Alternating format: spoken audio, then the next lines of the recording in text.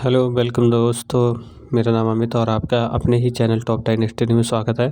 तो नया वर्ष आपके लिए ढेर सारी शुभकामनाएं लेके आए। जो भी आप इच्छा करते हैं तो वो सारी खुशियां आपके लिए लेके आए, आपके पूरे परिवार के लिए ढेर सारी शुभकामनाएं।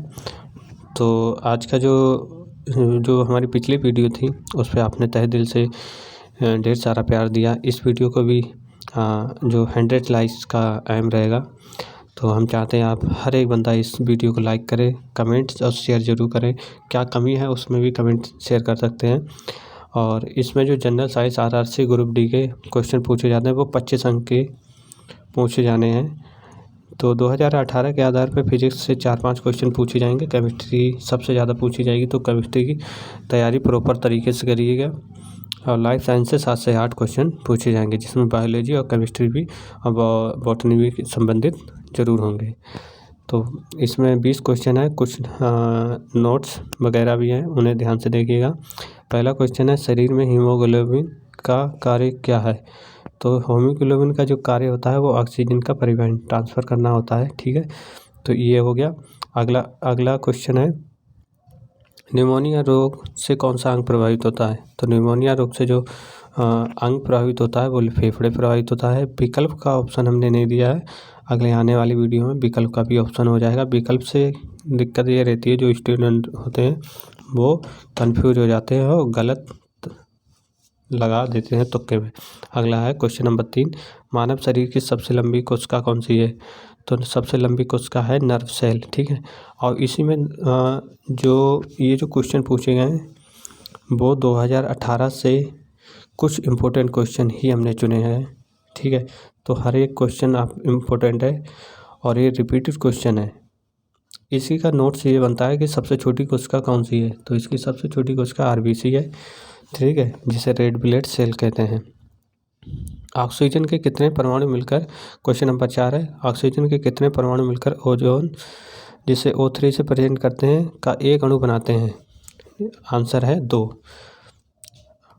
और ओजोन का द्रव्यमान, इसी का क्वेश्चन एक और बनता है, ओजोन का द्रव्यमान कितना होता है? तो ओजोन का द्रव्यमान 48 होता है। ठीक है, क्वेश्चन नंबर 5, एंटीबॉडीज का मुख्य कार्य किसके विरुद्ध होता है?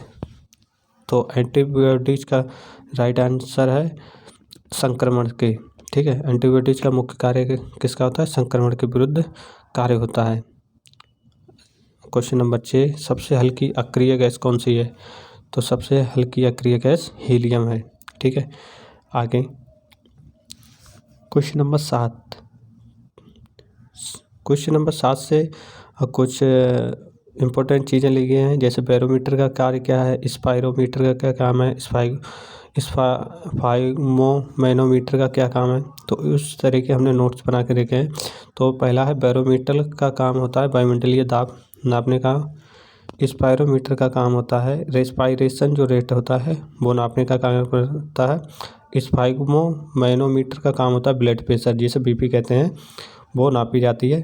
ठीक है, आगे हीमोसाइटोमीटर, जिसे ब्लड का मापन कहा जाता है, उसे इस हीमोसाइटोमीटर कहते हैं। ठीक है, ये चारों आपके लिए इम्पोर्टेंट हैं, इस पर ध्यान दीजिएगा। क्वेश्चन नंबर 8, वह कौन सी रक्त वाहिका है जो ऑक्सीजन युक्त रक्त को यकृत यानी लीवर तक ले जाती है? ठीक है, तो इसका जो आंसर है वो हेपेटिक आर्टरी है। इसके कुछ क्वेश्चन बनते हैं, जैसे कि क्वेश्चन नंबर नोट्स बनते हैं, कैरोटिड आर्टरी का क्या काम है? जो ब्रेन तक ले जाती है। ठीक है, पल्मोनरी आर्टरी जो लंग्स से संबंधित होती है। इसमें जो कैरोटिड जहाँ पे भी आपका शब्द होगा वो समझ लीजिए ब्रेन को संबंधित करेगी। पल्मोनरी जहाँ पे भी शब्द स्टार्ट होगा, शब्द होगा, वो लंग्स से संबंधित होगी। और कोरोनरी हार्ट को प्रेजेंट करेगी, ये ध्यान रखना। ठीक है, आगे है क्वेश्चन नंबर 9, हीमेटोपोएसिस ब्लड का बनना कहाँ बनता है? ठीक है, आगे ये जो होती है वो बोन मैरो बनती है। ठीक है, बोन मैरो की आती है, जो हड्डी होती है उसके सबसे अंदर वाला जो हिस्सा होता है उसके अंदर बोन मैरो बनती है, उसे बोन मैरो बोलते हैं। क्वेश्चन नंबर 10, मनुष्य के शरीर में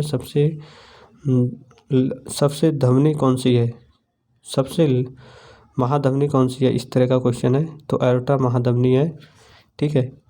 और इस चीज़ को करेक्ट कर लेना, इस क्वेश्चन 10 को। आगे बात करते हैं क्वेश्चन नंबर 11, हृदय में संकुचन किसके नाम से जाना जाता है। तो हृदय दो तरीके का, जो एक तो कंस्ट्रक्शन करता है, एक होता है हार्ट रिलैक्स करता है। तो कंस्ट्रक्शन और रिलैक्स को दो तरीके से प्रेजेंट करते हैं, जैसे सिस्टोल और डायस्टोल कहते हैं। अगर कोई भी जब कंस्ट्रक्शन यानी जब सिकुड़ता है, ठीक है, तो उसे सिस्टोल कहते हैं, और जब हार्ट रिलैक्स करेगा तो उसे डायस्टोल कहेंगे। ये चीज़ ध्यान रखना, इसमें 2 क्वेश्चन बन जाते हैं, ये चीज़ें आगे से ध्यान रखिएगा। क्वेश्चन नंबर 12, वायु में ध्वनि का वेग कितना होता है। तो 343 मीटर पर सेकंड होता है, ये भी आपको ध्यान रखना है। क्वेश्चन नंबर 13, डायलिसिस का इस्तेमाल तब किया जाता है जब एक मरीज को क्या गंभीर समस्या होती है, ठीक है।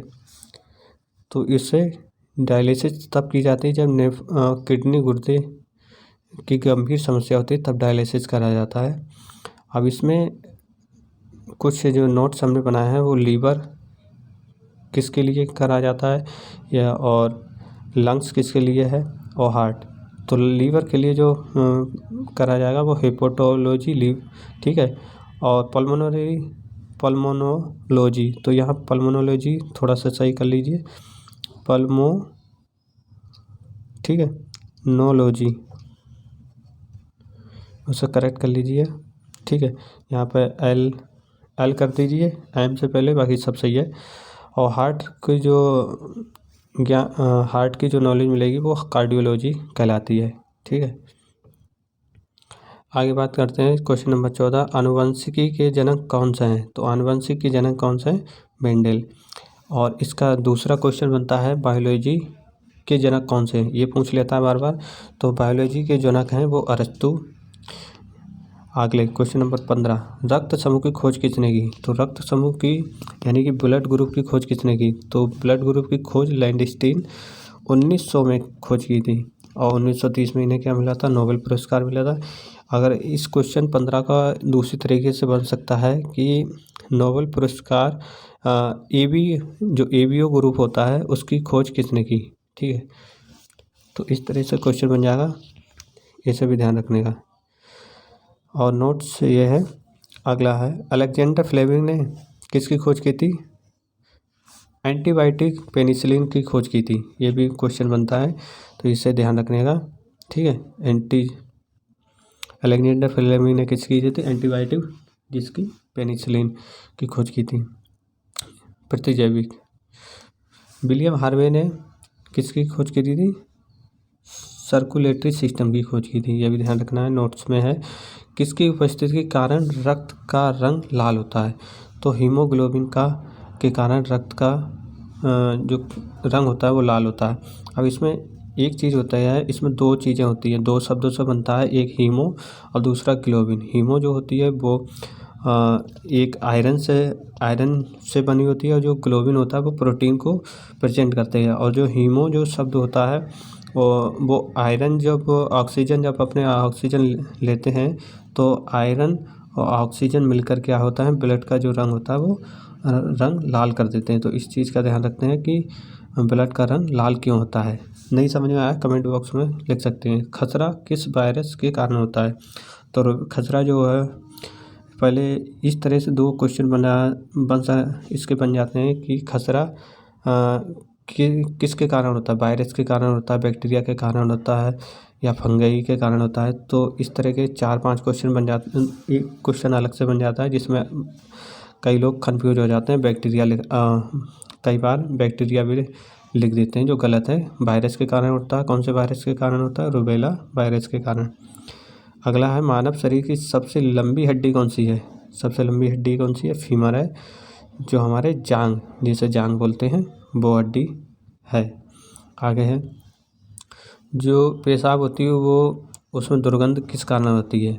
तो वो अमोनिया के कारण होती है, ठीक है। हृदय कब आराम करता है, जब 2 धड़कन होती हैं उनके बीच का जो समय होता है वहीं पर आराम करता है। अगर ये वीडियो आपको अच्छी लगी हो तो लाइक और सब्सक्राइब ज़रूर करिएगा, और कौन सी वीडियो चाहते हैं वो भी बताइएगा।